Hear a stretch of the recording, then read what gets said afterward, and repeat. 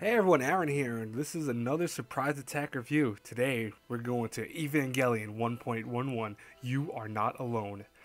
Now, Evangelion is an old franchise. It's not new. The original franchise came out around the 90s. I don't have the exact date for you guys, but I think it was like 96 or 7. I want to say maybe 98, maybe around that time period. Within those time periods, it was still late 90s, realistically.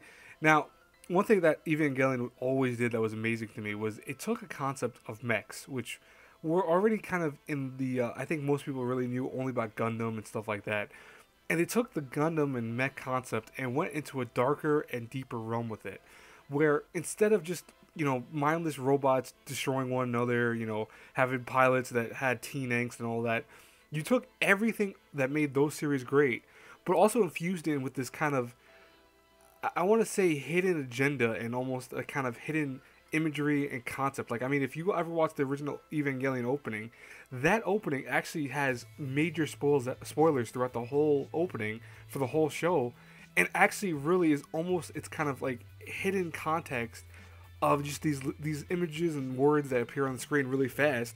And they've been analyzed before for like having where they actually explain what the show's about and more so what the show was really going for.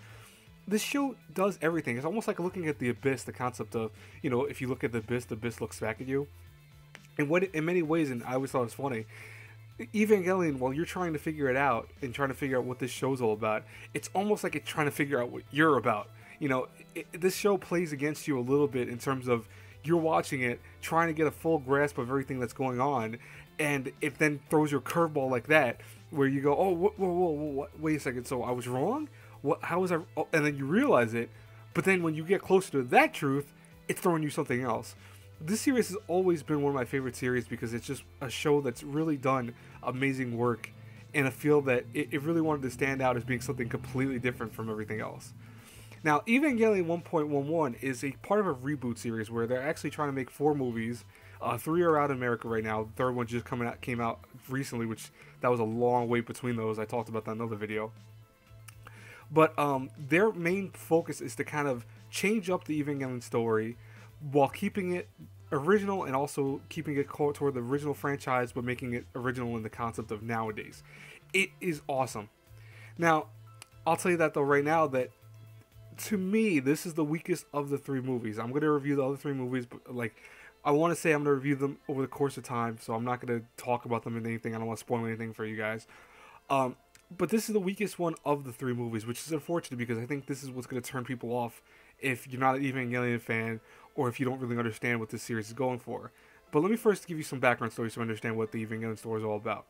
So our main character, Shinji Ikari, is a new member of a group called Nerve, where he really doesn't want to be part of this group, but he's forced to pilot a robot called the Evangelion Unit 1, where it can only be piloted technically by him.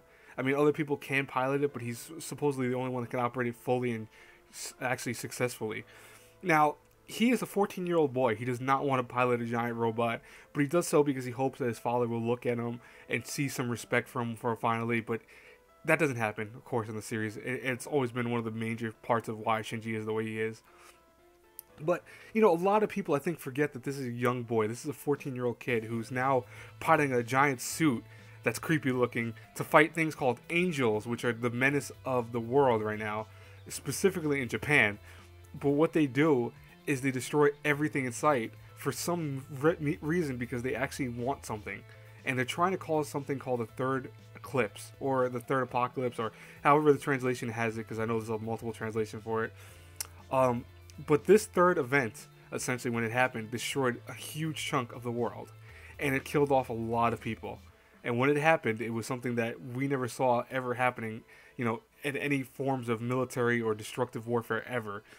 Now, we're trying to prevent that in the story, and Nerve especially is trying to prevent that using the Evangelion units, which are robots that can stop them and are really the only things that seemingly can stop them. Regular military weapons, bombs, guns, and stuff like that do not work whatsoever against these.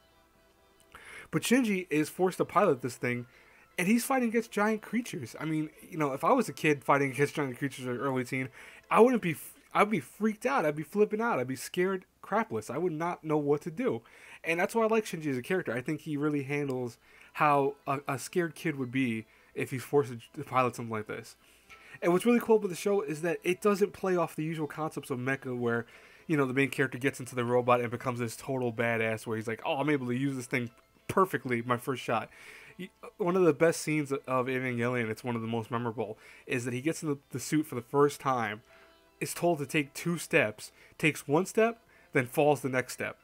I think that's funny. I mean, I think that was trying to play on the concept of this is what it would really be like if someone stepped into a machine for the first time and didn't know what the heck they were doing with it.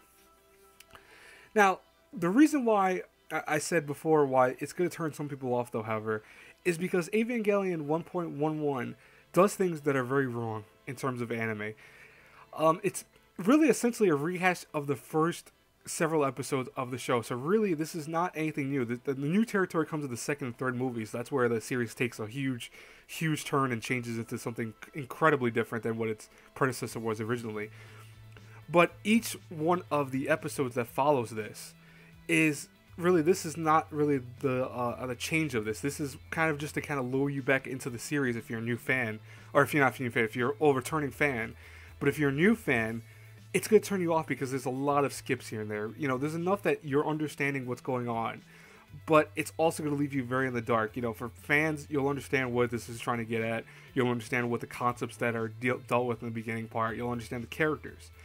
But for newcomers, it's going to be a little off-putting to actually watch this and be like, wait, what's happening? Here he is 1 second, then he's here a second. It's a little jumpy for my taste.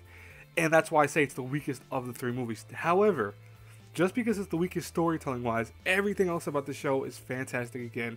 And this movie really, really is awesome still. And I call it a show, by the way, because even at the end of the episode, or at the end of the actual movie, they do what they used to do in the old Evangelions, where they talk like they're going to have about the next episode, which is going to be the next movie, essentially. So I kind of blend in the kind of concept that this is a show, but it's a movie at the same time. So, either way, you wouldn't be wrong saying which one it is. But besides the story, which is the weakest part of the show, the characters are awesome. I love the characters. Shinji is, very kind of complainy. He complains about everything. You got Misato, who is the tough girl, who's really cool, but she's always been one of my crushes when I was younger. But you also meet Shinji's father. I always forget his name. I always forget it. Even when I just saw it the other day, I always forget his name. But you meet his father, who's very cold. He runs the whole place of nerve. You meet other characters too, and I'm not gonna spoil who those characters are because they are essential to the story. But yeah, it's the characters are probably one of the best parts of Evangelion. They've always been something that each character is a trope essentially of other characters, but they're tropes that are kind of realistic in the sense of where they're coming from. You have Rei, who is a typical Kude, which is this very cold character who's very cold, but she is not shy per se. She knows that she's very cold and menacing, and I keep saying the word cold for some reason. But yeah, she's like that, and that's just her natural kind of affinity toward people. She doesn't really talk to one another. She gets to grow towards Shinji in the series as the series progresses, but I'm not going to spoil that either, of how they grow. I'm not going to tell you how that happens. Music-wise, voice acting-wise, is solid. Evangelion still has some of the best music. It has some of the greatest tones, some of the most powerful orchestra events. I mean, when you see this action on sequence and you see the music, you hear the music playing, it is amazing. That's another thing. The animation's excellent. This actually, it looks so good, yet it's trying to keep the old style. It looks amazing. This is what they need to do if they ever want to redo series. They need to go and talk with Genon, who I think this might actually not be done by Genon anymore. I forgot who does this now. I think it might be a mixture of a few companies that do it now, but Genon was the original ones who did this. And I'll tell you right now, it's fascinating. It's amazing that they did something where it looks like it's from the 90s, but looks like it's meant for our day. It's meant for the 2000s and 2010, 2000. It looks like it. Now, with everything being said and done, is Evangelion 1.11 a bad reboot? Hell no. This is amazing.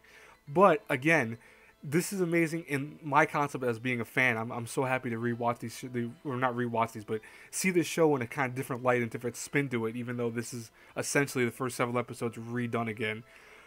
For newcomers, it's going to be an issue. That's why I have to take some points off, and it's going to be a lot of points, unfortunately. But it's if you're trying to get new fans of the show or newcomers, they're not going to see this the same way as fans of the show will see it. They're going to see it in a way that it's skipping ahead too much and it's doing weird stuff with storytelling.